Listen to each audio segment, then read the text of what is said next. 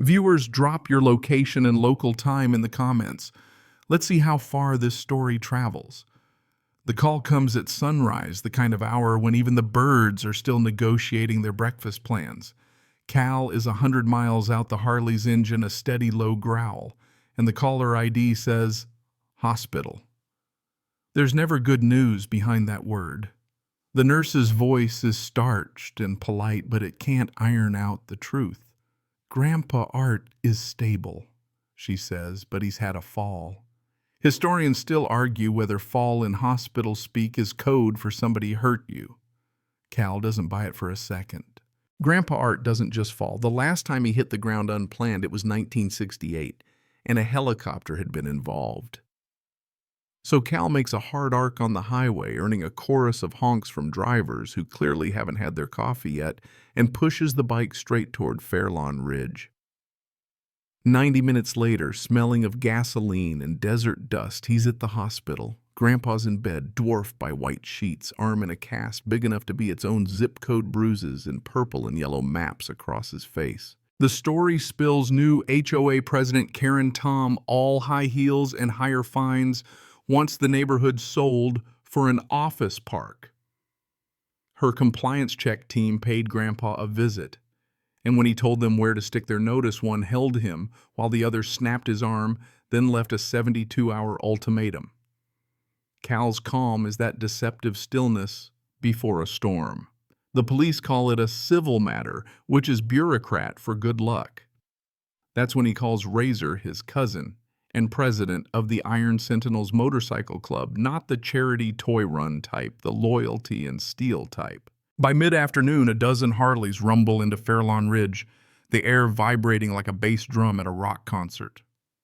Neighbors peek from curtains, some curious, some scared, while Razor and the crew, including Bear, the gentle giant, and Twitch, the twitchy lockpick artist, make their presence known.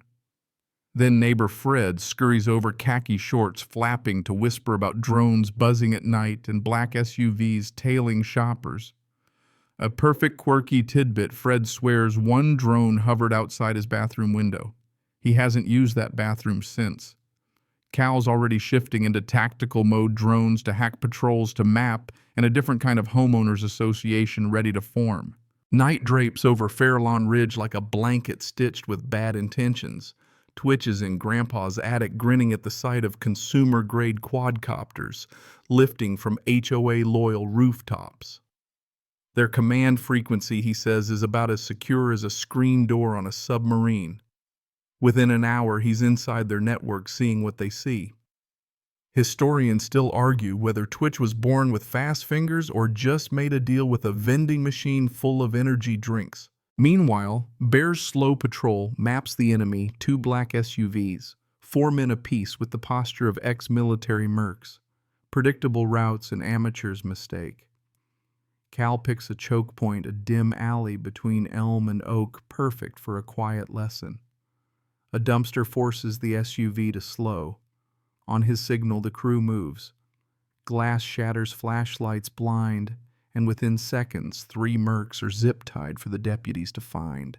The 4th, their leader, comes back to Grandpa's garage for a chat. He won't talk until Twitch bursts in, laptop glowing, showing drone footage of Karen in a park with Marcus Thorne. Cal's stomach knots. Thorne's a ghost from Kandahar, a disgraced ex-CIA contractor who once sold out Cal's unit. Now he's here plotting with Karen. The audio makes the room colder, a tragic gas leak to clear out the last holdouts, including Grandpa, with a timed explosion. The Merc Miller cracks under the weight of what he's part of, tells them about the gas main at the end of Chestnut Street, the C4, the 2 a.m. placement. It's just past midnight. Cal divides the crew Twitch on Overwatch Sentinels, forming a silent perimeter. Fred tasked with calling in a fake prowler at 1:55 to pull police elsewhere. They melt into the cul-de-sac shadows, and when the van arrives, 2 men, one with a shotgun, the other with the demo kit, they close in like ghosts. Bear disables the guard's arm with a single brutal move. Razor drops him and 2 more. Cal boots the C4 out of the demo man's hand and plants a boot on his throat for emphasis. The bag yields a burner phone with one number, Thorne. But under the driver's seat, is the manila envelope that stops Cal cold fraudulent property agreements, payoff ledgers, and his grandpa's signature on a $50,000 transfer to Karen. It's perfect familiar and feels like a betrayal. For a moment, the gas plot victory is sour. Did Grandpa sell out? Or is this a deeper play?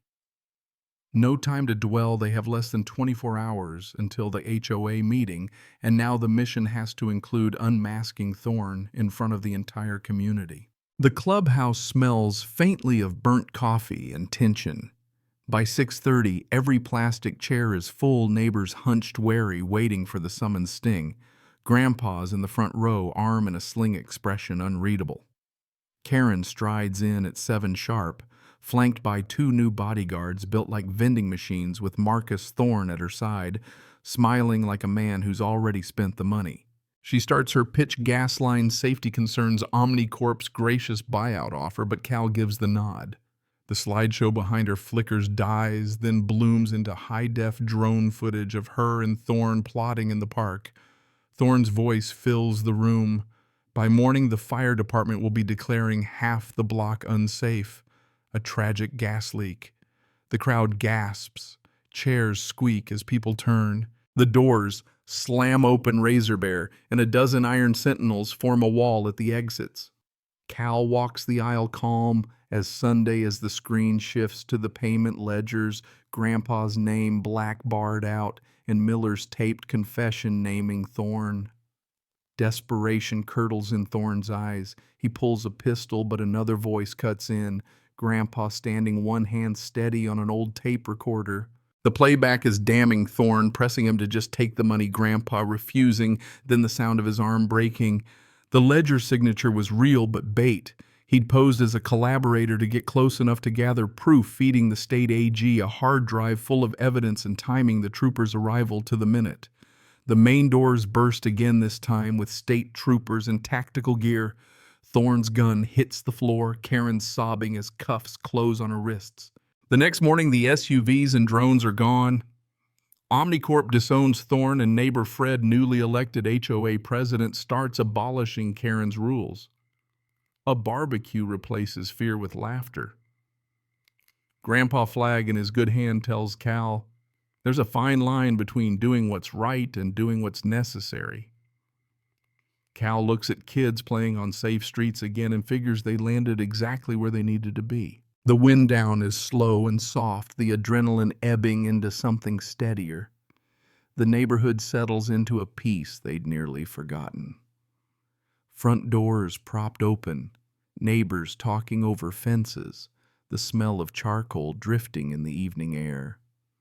The iron sentinels linger like watchful shadows, but their laughter is easy now, blending with the crackle of the grill. Even Fred's shoulders have dropped a good inch, as if the weight of paranoia finally slid away. Streetlights glow on familiar sidewalks, and every porch seems to hold a little knot of people swapping stories, their voices weaving a tapestry of relief.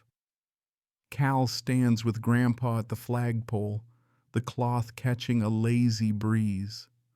For the first time in a long time, the quiet doesn't feel like the pause before trouble. It feels earned, settled, safe. The kind you can let yourself fall asleep in knowing someone's keeping watch.